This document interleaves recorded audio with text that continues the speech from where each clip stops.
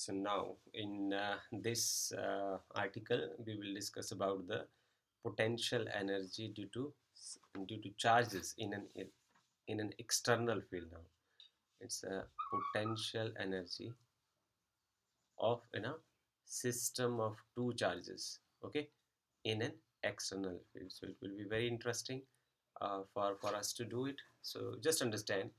इससे पहले हमने क्या किया था, सबसे पहले हम वो उसको थोड़ा सा हम कर लेते हैं। फॉर एग्जांपल कि आपके पास ये कोई कोऑर्डिनेट फ्रेम है और इसमें आप पहले क्या करते थे, इस चार्ज को लास्ट आर्टिकल जो 2.7 में था एनसीईआरटी के Q1 पॉइंट के ऊपर लेके आते हैं। तो जब आप Q1 पॉइंट के ऊपर चार्ज को लेके आते हैं तो यहाँ कोई ऑलरेडी एग्जिस्टिंग इलेक्ट्रिक फील्ड नहीं होता, तो आपको इस चार्ज को किसी पॉइंट R1 तक लाने के लिए कोई काम नहीं करना पड़ता। यदि आप R1 पर इसको लेके आते हैं, you need not to do any work, आपको कोई काम नहीं करना पड़ता। पर जब आप दूसरे चार्ज को यहाँ से इस पॉइंट तक लेके आते हैं और आपसे वो जो पॉइंट है वो R2 डिस्टेंस दूर है और खुद एक दूसरे के बीच में इन दोनों का डिस्टेंस जो है वो R12 है। ये हम ऑलरेडी कर चुके हैं। तो इसके लिए जो पोटेंशियल एनर्जी होती है वो है U इज इक्वल टू 1/4πε0 दोनों चार्जेस और उनके बीच का डिस्टेंस। ये हम ऑलरेडी पढ़ चुके हैं in the previous article. Okay, आज हमने ये पढ़ना है। हमारी जो प्रॉब्लम है वो थोड़ी सी डिफरेंट होगी, बाकी प्रोसेस जो है वो सेम रहेगा। मान लिया जाए कि जब आप इस चार्ज को यहाँ लेके आते हैं, राइट, तो यदि ऑलरेडी यहाँ कोई एक फील्ड एग्जिस्ट करता है, किसी एक एग्जिस्टिंग फील्ड में आप इस चार्ज को लेके आते हैं, तो ये पहले चार्ज के ऊपर जैसे पहले कोई वर्क नहीं हुआ था क्योंकि कोई एग्जिस्टिंग फील्ड नहीं था। यदि अब आप चार्ज को लेके आते हैं तो वर्क कितना होगा, हम जरा देख लेते हैं कि जो पोटेंशियल होता है ना, पोटेंशियल होता है वह work done in bringing the charge from infinity to a particular point P, और ये वो चार्ज है जिसको आप ला रहे हैं, राइट। इस डायग्राम को हम दोबारा फिर से बनाते हैं। देखिए, फॉर एग्जांपल आपके पास यहाँ कोई सोर्स ऑफ फील्ड है ऑलरेडी। अब ये अनस्पेसिफाइड सोर्स है, कहाँ है, कितना नहीं, इससे हमें कोई लेना देना नहीं। हमें सिर्फ एक सोर्स ऑफ इलेक्ट्रिक फील्ड चाहिए। अब आप, और जब भी आपके पास एक चार्ज होगा, जैसे फॉर एग्जांपल यदि क्यू आपके पास एक कोई सोर्स है, नोन है, अननोन है, इसके किनारे जो इलेक्ट्रिक फील्ड होता है उसको देखिए। जो इलेक्ट्रिक फील्ड होगा वो होगा 1/4πε0 Q source charge divide by R square.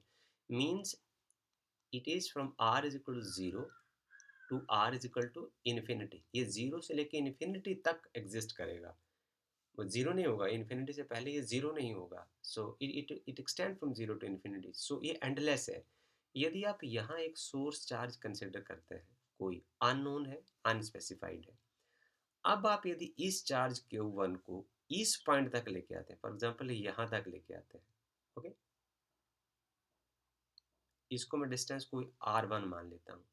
तो ये जो चार्ज जब यहाँ आएगा तो जो वर्क डन होगा, वर्क डन क्या होता है, work done between any two points is equal to जिस चार्ज को आप ला रहे हैं और जिस पॉइंट तक ला रहे हैं उसका पोटेंशियल आएगा। सो यदि आप इस चार्ज को in the presence of electric field यहाँ लेके आ रहे हैं तो क्या होगा, तो इसके ऊपर जो वर्क डन करना पड़ेगा, जो पहले जीरो था, अब है जिस चार्ज को लेके आए, Q1 को लेके आए, और पोटेंशियल इस पॉइंट पर कितना था, पोटेंशियल R1 डिस्टेंस के ऊपर, राइट। इसको मैं इक्वेशन नंबर 1 मार्क कर देता हूँ। अब मज़ेदार बात होगी। अब दूसरी बार आप क्या करेंगे, अब आप, ये है हमारा आर्टिकल का नाम है potential energy of A system of two charges. अब हमने दो चार्जेस को इकट्ठा करना है एक जगह, राइट। किसमें, इन एन एक्सटर्नल इलेक्ट्रिक फील्ड। दूसरे केस में आप क्या करेंगे, जब आप दूसरे चार्ज को लेके आएंगे, आप लेकर कहाँ आएंगे, हम इस पॉइंट पर लेके आएंगे, इस पॉइंट पर लेके आएंगे। इस पॉइंट का नाम है ए लिख देता हूँ। फॉर एग्जांपल आप बी पॉइंट पर लेके आएंगे। तो ये जब चार्ज आप इसको यहाँ लेके आएंगे तो यहाँ आपको दो प्रॉब्लम आएंगी। एक, जब आप चार्ज Q2 को यहाँ लेके आए तो यहाँ ऑलरेडी एक फील्ड है, ठीक है, ये इसके लिए फील्ड है, मीन्स लाइंस ऑफ फोर्सेस है। अब यदि आप सिमिलर चार्ज यहाँ को लेके आ रहे हैं तो जो एक रिपल्सिव फोर्स लगेगा, उसके अगेंस्ट आपको काम करना पड़ेगा। और जब आप एक रिपल्सिव फोर्स के अगेंस्ट काम करते हैं, तो आपने ये बार-बार पढ़ा है कि वही जो वर्क डन है, वो पोटेंशियल एनर्जी की फॉर्म में स्टोर हो जाता है। जब आप एक्सटर्नल फील्ड में Q2 चार्ज को B पॉइंट के ऊपर लेके आए, जो कि सोर्स से R2 डिस्टेंस दूर है, तो काम कितना करना पड़ेगा? काम जो करना पड़ेगा W2, इस चार्ज को आप लेके आए और इस पॉइंट पर लेके आए कि वहां पोटेंशियल कितना था। इक्वेशन नंबर 2 हो गया, राइट? अब एक तो ये जो Q2 चार्ज है, ये इसका सोर्स चार्ज का जो एक्सटर्नल फील्ड है, उसकी वजह से पोटेंशियल फील करेगा। परंतु आपने properties of electric lines of forces पढ़ा है कि जो एक पॉजिटिव चार्ज है, जैसे मान लो Q1 पॉजिटिव चार्ज है, तो ये अपने आप भी लगातार इलेक्ट्रिक लाइंस ऑफ फोर्सेस छोड़ता रहता है परपेंडिकुलर टू द सरफेस। लगातार ये लाइंस ऑफ फोर्सेस छोड़ता रहेगा। इसका मतलब क्या हुआ कि जब आप इस चार्ज को लेके आएंगे, तो इसकी वजह से भी पोटेंशियल को फील करेगा और ये इसके ऊपर एक रिपल्सिव फोर्स लगाएगा। क्या करेगा? रिपल्सिव फोर्स लगाएगा। और ये जो इलेक्ट्रोस्टैटिक रिपल्सिव फोर्स होगा, इसकी वजह से भी आपको एक्स्ट्रा वर्क जब करना पड़ेगा, तो ये जो वर्क होगा, ये भी पोटेंशियल एनर्जी के रूप में स्टोर होगा। यदि आपको ये Q1 की वजह से आपको एनर्जी निकालना है, वर्क निकालना है, तो वो वर्क भी, क्योंकि ये against the electrostatic repulsive force है, तो ये भी पोटेंशियल एनर्जी की फॉर्म में स्टोर होगा। और ये वो वाला पार्ट है जो हमने ऑलरेडी इस आर्टिकल में पढ़ रखा है। तो ये आ जाएगा आपके पास W3। Is it right? इसको समझना कैसे है? इसको समझना ऐसे है कि Q2 चार्ज को आप लेके आए और दूसरा पोटेंशियल क्या आएगा? यहाँ मैं लिखूंगा potential due to charge Q1, है ना? ये आ जाएगा। अभी आपके पास आ जाएगा, इसको ये कैसे आएगा? Q2 और इंटू पोटेंशियल का फार्मूला आपको पता है, इट इज 1/4πε0। और ये जो डिस्टेंस किसके बीच में आएगा? सोर्स चार्ज के बीच में। अब फील्ड इसका है, तो इसके और इसके बीच में कितना डिस्टेंस आएगा? That is important. It is between 1 and 2, right? इसको मैं इक्वेशन नंबर 3 मार्क कर देता हूँ, राइट? सो अब मैं इसको लिखूंगा net potential energy, net potential energy of the system of two charges. अब यदि आपने दो चार्जेस को असेंबल किया है, तो कितनी टाइम पोटेंशियल हुई? तो पोटेंशियल एनर्जी हुई is equal to charges is equal to work done, work done in assembling the charges, work done in assembling the charges. Okay, so आपके पास ये आ जाएगा, ये आ गई आपकी potential energy. It is equal to W1 plus W2 plus W3। अब तीनों का आपने अलग अलग मीनिंग भी समझना है। ये आगे देखो, चार्ज पहले Q1 को लेके आए, फिर जो अनस्पेसिफाइड सोर्स था उसकी वजह से पोटेंशियल कितना था, फिर आप दूसरे चार्ज को लेके आए, फिर अनस्पेसिफाइड सोर्स की वजह से पोटेंशियल जिस पॉइंट पर लेके आए वहाँ कितना था, और ये है potential energy. It's a work done that will convert into potential energy. तो आपके पास Q2 चार्ज को लेके आए और Q1 की वजह से पोटेंशियल था, और दोनों के बीच का डिस्टेंस है R12। So this is the final expression for potential energy in assembling the two charges in an external field. I hope that you understand this article. अब हम इक्वेशन नंबर 4, इसके हम कुछ एप्लीकेशन पढ़ते हैं। जब हम ये समझेंगे कि इसको अप्लाई कैसे करना है, तो with the help of A numerical problem, so you will enjoy lot. Okay,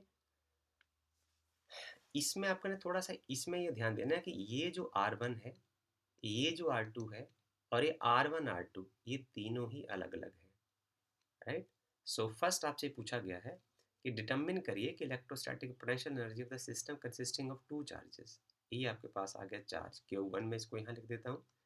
Q1 is equal to 7 cross 10⁻⁶ coulomb. जो दूसरा चार्ज है वो नेगेटिव है, तो ये है -2 क्रॉस 10⁻⁻6 कूलम। और एक्सटर्नल, नो एक्सटर्नल फील्ड, यदि नो एक्सटर्नल फील्ड है तो फर्स्ट एक्सप्रेशन जो हमने पढ़ा था कि जब आप without external electric field charges को असेंबल करते हैं तो फार्मूला पोटेंशियल एनर्जी का सिर्फ ये हो जाता है, U is equal to 1/4πε0 Q1 Q2 upon R12। दोनों के बीच का डिस्टेंस कितना है, और ये जो आपने प्लेस किया है इनको एक्स एक्सिस के ऊपर प्लेस किया, क्योंकि इसके जो कोऑर्डिनेट्स हैं ये एक्स है, ये बाई का वैल्यू है, और ये जेड का वैल्यू है। ये एक्स है, ये बाई है, ये जेड है। तो किसी एक पॉइंट के किनारे इनको ऐसे असेंबल किया है, ये देखिए ऐसे, और जो दूसरा चार्ज है उसको ऐसे रखा है। मीन्स जो पॉजिटिव चार्ज है 7 क्रॉस 10⁻⁶ कूलम, उसको आप यहाँ लेके आए हैं, और जो नेगेटिव चार्ज है -2 क्रॉस 10⁻⁶ कूलम, उसको आप यहाँ लेके आए हैं।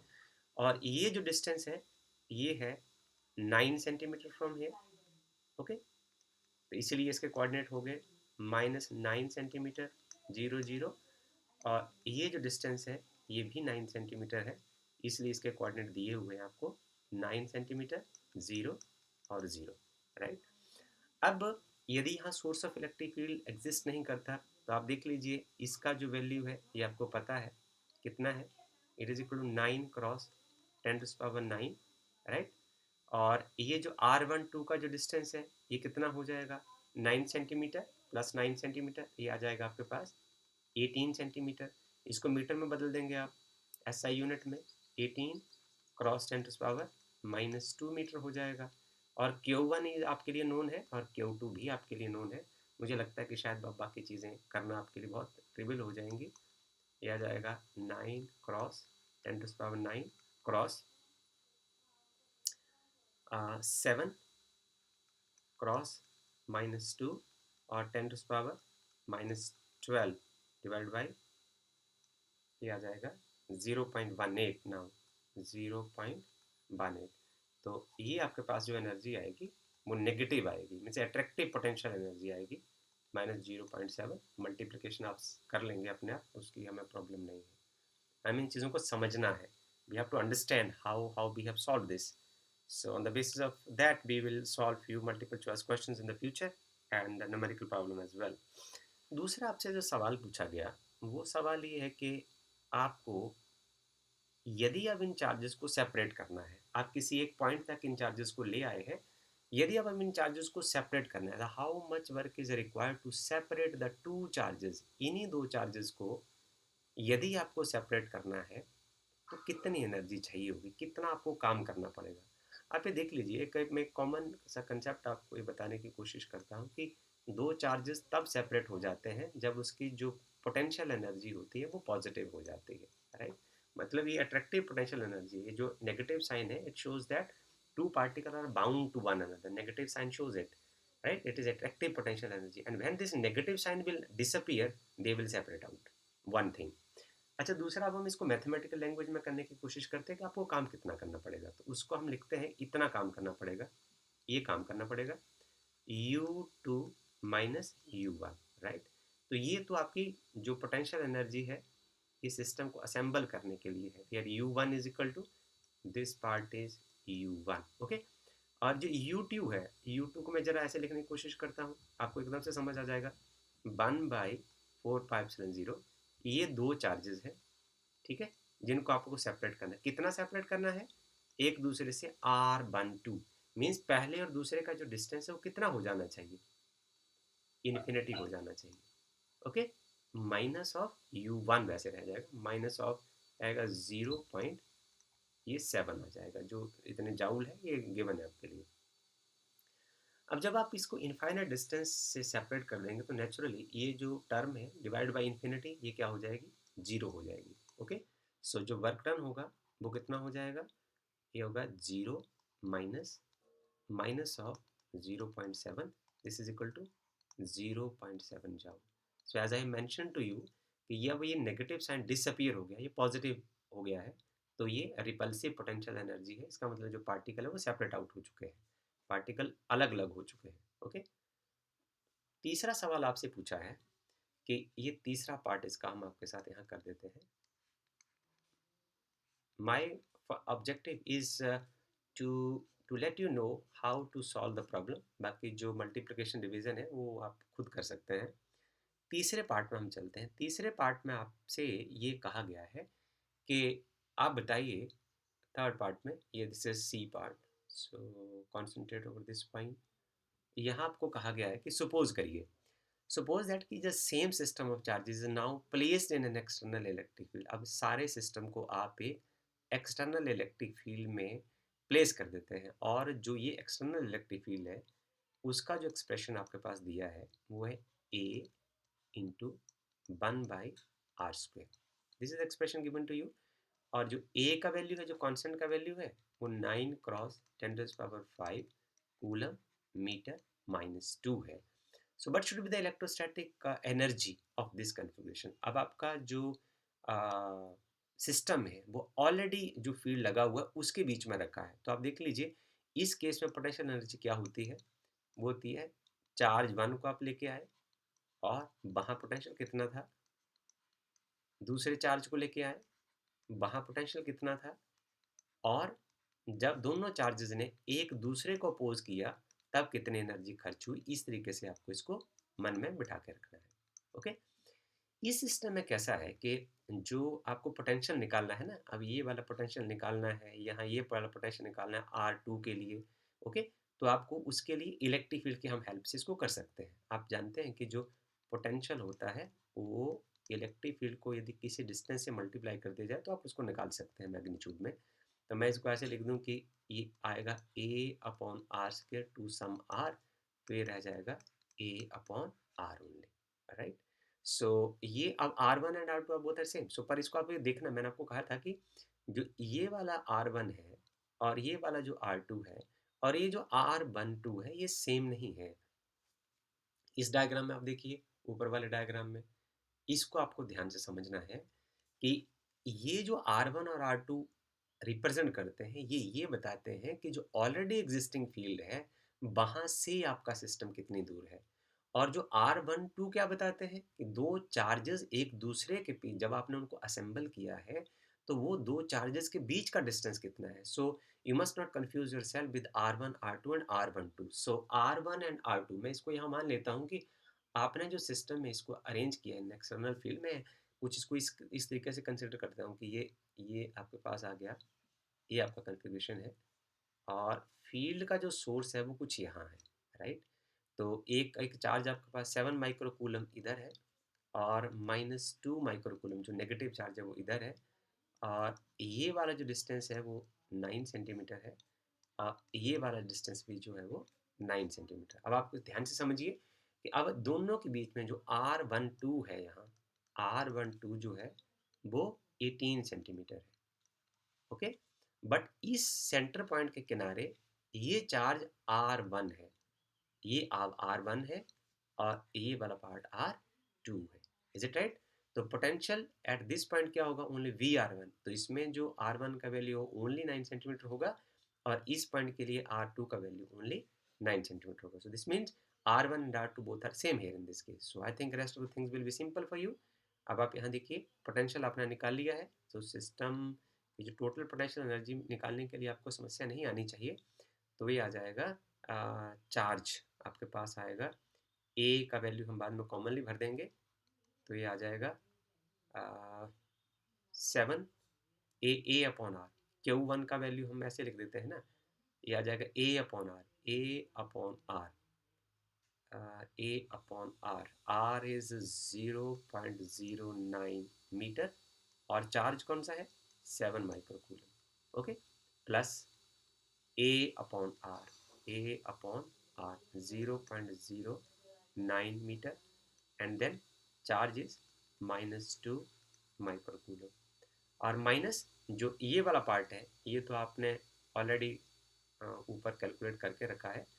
This point was -0.7 joule. Okay, so this is 0.7 joule. Okay, so इसको यदि आप सॉल्व करेंगे तो आपके पास ये आ जाएगा 70, और इसको सॉल्व करेंगे तो आपके पास आ जाएगा 20 और minus 0.7, so this is equal to 49.3 joule. तो ये होगी एनर्जी। अब आपको दोनों आर्टिकल्स के बीच का डिफरेंस नजर आ गया कि यदि इलेक्ट्रिक फील्ड आप ना लगाएं, ओके, तो एनर्जी आपको असेंबल करने के लिए लगते हैं 0.7 जाउल, राइट। और यदि आप इलेक्ट्रिक फील्ड में लेके आए तो ये इलेक्ट्रिक पोटेंशियल एनर्जी जो वो पॉजिटिव भी हो चुकी है, it is 49.3 joule. So I think it is all enough about this video, and then we'll go ahead with some another article. Thank you very much.